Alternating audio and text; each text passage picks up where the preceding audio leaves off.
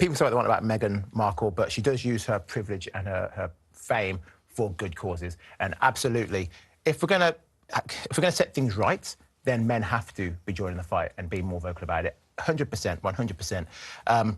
Because ultimately, as far as I know, I mean, things may have changed, but as far as I knew, women are not getting pregnant by themselves. So the guys... You've not been keeping up, have you?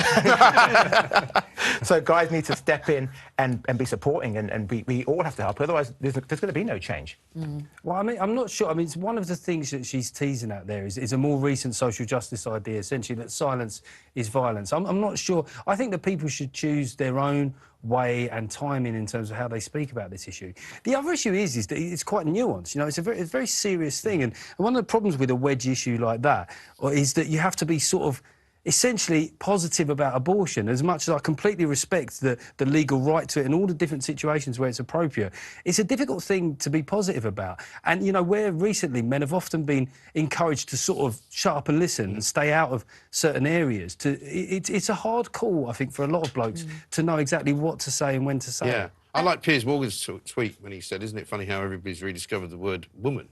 Because there was no combination of conversations about different kinds of women having abortions. It was about women. It's a women's issue. I'm pleased to see that Meghan has jumped on yet another bandwagon, by the way, to promote her own image, because that's what she's doing. You can say she's not. That is exactly what she's doing. Well, do you know what? I mean, but it's a moot point, isn't it, Mike? No. I mean, the point is, yes, the issue here is not slagging off Meghan Markle. It's about abortion. I'm not slagging her off. I'm just saying she's jumped on a bandwagon. It's a fact. I mean, but you could say that, you know, any woman banging on about women's issues is, you know, trying to big herself up. Well, they don't do it in Vogue magazine, do they? People with menopause, for example. You could say, oh, it's people all jumping on the bandwagon. The point is, as JJ said, you know, at least she is actually using this to say, hold on a second, this ruling is taking America back to the, what was it, 50s? Yeah, 1950s. You know, and this is just such a retrograde step. And also, I think there are many people who are saying, hold on a second, who knows what God wanted? Because I know there was, you know, there's a lot of the God would have wanted, you know, God would have hated.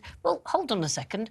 Has anybody actually proven that God actually, sorry, has anybody proven that God exists, or that he has a view on this? Or she has a view. Well, there you go. Or they. Look, I just think, I think let's not take this down in my opinion, a sort of rabbit hole of just, oh, let's slag off Meghan Markle. This issue is bigger than Meghan Markle. It's bigger than all. I'm not saying that. It's honestly a huge issue. And looping back to our early conversation about men and power, when you look at the constitution of the Supreme Court, when you look at the decisions being made in America, you have a lot of kind of elderly men making decisions which are going to affect millions and millions of women. And this isn't banning abortions because it's not going to stop abortion. It's going to stop safe abortions. Yeah. And the reality is millions of women are probably going to die. But an awful lot of what has been, shall we say, sort of interpreted on this side of the Atlantic is wrong, because they don't actually understand the way American legal systems work. And an awful lot of the states will have plenty of opportunities for women to have abortions. They won't be able to do them perhaps as late as they were before, but they're pretty much in keeping with most other European countries, most states in America, where, you know, unusually Britain and the Netherlands are two countries where it's a bit more liberal, right? But now, listen, I'm not making a case for it because it's not for me to do that. But do you agree? I'm not saying that it's good or bad. But do you agree that men should be more vocal about this?